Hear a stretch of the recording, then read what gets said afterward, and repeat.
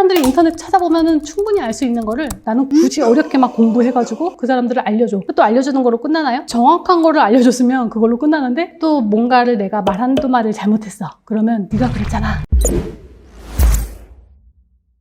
안녕하세요. 부동산 논리정연 김연 인사드립니다. 저는 오늘 이런 얘기를 한번 해볼까 하고 영상을 켰습니다. 중개 실무 교육을 듣고 싶은데 아니면 중개 실무에 대해서 뭔가를 배우고 중개업을 안전하게 시작하고 싶은데 라는 니즈가 점점 늘어나고 있죠. 그런 니즈 때문에 일부러 더 소속 공인중개사로 들어가서 좀 배우고 창업을 하려고 해요 라는 분들도 있고, 아니면 중개 실무 학원을 내가 돈을 들여서라도 더 안전하게 배우고 창업을 하려고 해요 라는 니즈가 있습니다. 그래서 최근 몇 년 동안 중개 실무 교육 시장이 상당히 커졌어요. 그런데 대부분의 중개 실무 시장에서 어떤 분들이 수강을 하냐, 실무 컨설팅 요구들이 거의 한 100만 원, 200만 원 선이 지금 가장 많잖아요. 근데 거기서 대체 어떤 분들이 가장 많이 수강을 하냐? 거의 초보이시거나 1년이 안 되신 분들이 가장 많은 수강을 하고 계세요. 그런데 제 컨설팅은 상당히 고가죠. 고가인데도 어떤 분들이 주택에 오냐, 저번 주 일요일 날 12기 개강을 했는데 그때 오신 분도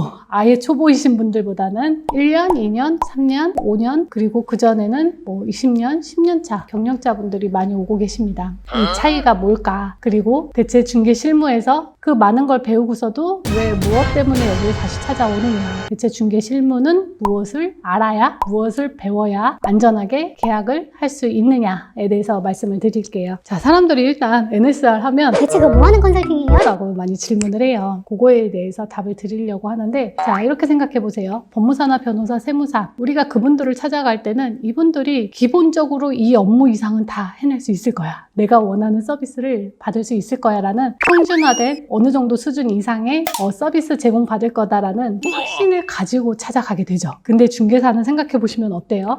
아, 동네 떡방이야 라는 이미지가 더 크기도 하고, 저 사람이 진짜 계약을 하는 게 나한테 안전할까? 아니면 저 사람이 자기 돈벌이를 위해서 계약을 하는 걸까? 아, 저 사람과 계약해서 내가 이득이 되는 게 뭐가 있지? 저 사람한테 내가 조금 협박하면 뭐 이런 거를 좀 중개보수를 낮출 수 있다라고도 들었는데. 근데 인터넷에 막 쳐보니까 어때요? 공인중개사한테 중개보수료 깎는 방법, 아니면 공인중개사를 손해배상 청구 대상으로 연결하는 방법, 이런 것들이 인터넷에 즐비하게 넘쳐납니다. 내가 을로 일하기 싫은데 갑으로 일하고 싶은데 시중에 나와 있는 커리큘럼들을 다 분석을 해보세요. 대부분 이런 내용들이 많습니다. 공법, 뭐하는 방법, 취득세나 등록세, 구체적으로 하는 방법들, 재개발, 전매, 뭐 이런 거에 대한 절차법에 대한 교육들이 상당히 주를 이루고 있어요. 이거 아니면 블로그, 아니면 유튜브 하는 방법들. 근데 고객들이 우리에게 원하는 건 뭘까요? 제가 이전 영상에서도 뿌리기둥이 뭔 줄 아세요? 뿌리기둥을 알아야만 고객들에게 신뢰도 받고 리드를 하고 안전한 계약으로 끌고 갈 수 있습니다 라는 얘기를 저는 처음 영상을 만들 때부터 계속 주구장창하고 있습니다. 내가 중개업을 해보니까 고객이 물어보는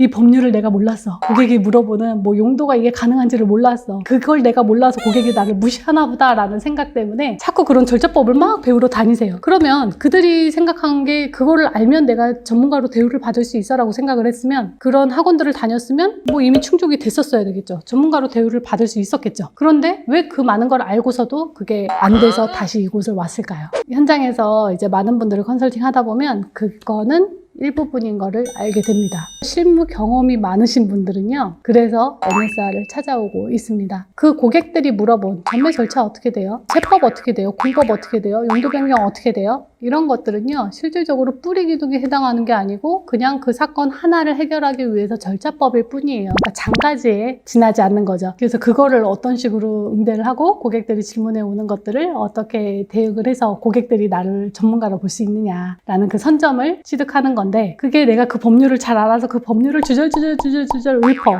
하지만 고객들이 원하는 중개 업무에 대한 뿌리기둥의 핵심을 전달하지 못하면 그건 그냥 나는 정보 제공자로만 전락할 수밖에 없는 거고, 그 고객이 나의 고객이 되지 않는 거죠. 그 사람들이 인터넷 찾아보면은 충분히 알 수 있는 거를 나는 굳이 어렵게 막 공부해가지고 그 사람들을 알려줘. 또 알려주는 거로 끝나나요? 정확한 거를 알려줬으면 그걸로 끝나는데 또 뭔가를 내가 말 한두 마디를 잘못했어. 그러면 네가 그랬잖아 라는 식으로 손해배상에 또 주역이 되기도 합니다. 중개사고가 두려우신 분들이 중개 판례들을 많이 찾아보실 거예요. 중개 사건 사고가 어디서 나느냐를 많이 보실 텐데, 거기에도 보면요, 정말 아예 모르는 사람들이 사고가 났을까? 어설프게 공부를 해본 사람들의 판례일까? 이거를 한번 생각해 보세요. 실질적으로요. 정말 내가 아무것도 몰라. 그래서 너무 두려워하시는 분들은 아예 계약을 진행하지 않습니다. 위험하다 싶은 것들은. 아니면 아예 어설프게 특약을 아예 안 써놨기 때문에 조금 더 쉽게 해결할 수가 있어요. 근데 어설프게 배우신 분들의 사건, 사고가 저는 대부분이라고 판단을 했습니다. 왜냐면 뭔가는 배웠어. 어설프게 배웠어. 하지만 제가 한참 얘기했던 그 뿌리기둥 전체적으로 이 사건의 전체 큰 틀을 볼 수가 없는 상태에서 잔가지 하나를 배웠어요. 그럼 그거를 여기다가 어떻게 사용하는지에 대한 그런 연결고리를 제대로 연결을 못 해놨기 때문에 오히려 잘못된 잔가지 하나를 특약에다가 심을 경우에는 큰 사건, 사고로 터지기 시작하는 거예요. 그래서 제가 판례를 한참 읽다 보면 되게 화가 나는 거예요.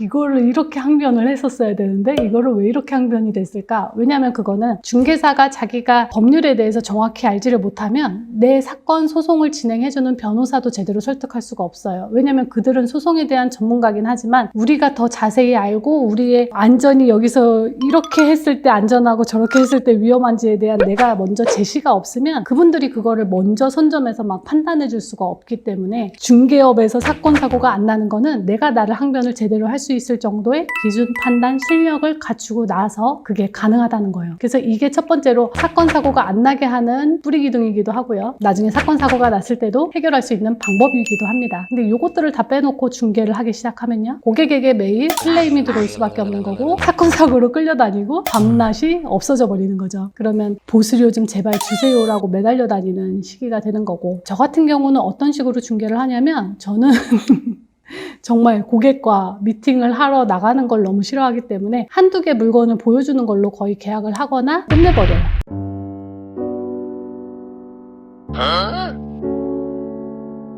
정말 중개업을 저렇게 하는데 매출이 나? 라고 생각할 정도로 주변에서 신기해해요. 정말 안 움직이는데 일어나는 이유는 고객들이 얘랑 해야 안전해 라는 그 인식이 강하기 때문에 그런 부분에 대한 거 아니면 남들은 손 못 대는 계약들 이런 게 저는 충분히 재밌으니까 그냥 앉아서 쉽게 주워먹는 식의 계약들을 많이 한다라면 기본적으로 세상엔요 현장엔요 남들이 하지 못하는 거를 요 조금만 알면 계약으로 끌고 갈 수 있는 것들이 수두룩합니다. 근데 그것들을 다 그건 위험한 거야. 손대면 안 되는 거야. 근데 그것들이 정말 사실일까요? 그분들이 법률이나 아니면 해결하는 전체적인 솔루션, 뿌리기둥에 대한 이해가 잘 형성되어 있지 않기 때문에 카더락 통신으로 계속 그건 위험한 거야? 하면 안 되는 거야? 다 컷해버리죠. 그러면 할 수 있는 계약이 몇 건이나 있을까요? 그때는 정말 박 터지는 그 레드오션에서 할 수 있는 계약만 해야 되는 거다 보니까 광고비 올라갈 수밖에 없고요. 손님들한테 끌려다닐 수밖에 없고요. 중개보수료로 딜하는 상황만 연결이 되기 시작하는 겁니다. 그래서 결론은 잔가지가 아니고 전체적으로 세무사든 법무사든 변호사든 우리가 그들에게 원하는 것은 그거죠. 내가 이런 문제가 있는데 이거에 대한 솔루션은 무엇인가요? 라는 걸 질문했을 때 그분들이 평준화된 이상의 제안을 할 수 있는 능력 이거를 말하는 거예요. 중개사의 실력이 어떻게 해야 늘어날 수 있느냐 평준 이상의 솔루션을 제공할 수 있을 정도로 뿌리기둥을 제대로 파악해서 이 계약 한 건의 전체적인 틀을 리드하고 판을 짠다라고 하죠. 그 판을 짜서 남들이 못하는 계약을 만들어낼 수 있는 전략 전술 다양한 도구를 자유롭게 활용할 수 있는 거. 백종원 선생님이 그 요식업에서 정말 대박날 수 있었던 게 그거죠. 정말 잘하시는 요리사분들도 많지만 이분은 정말 밑바닥의 재료부터 최고급의 재료까지 되게 자유자재로 쓸 수 있잖아요. 그리고 거기다가 원가까지도 다 계산할 수 있어. 이거는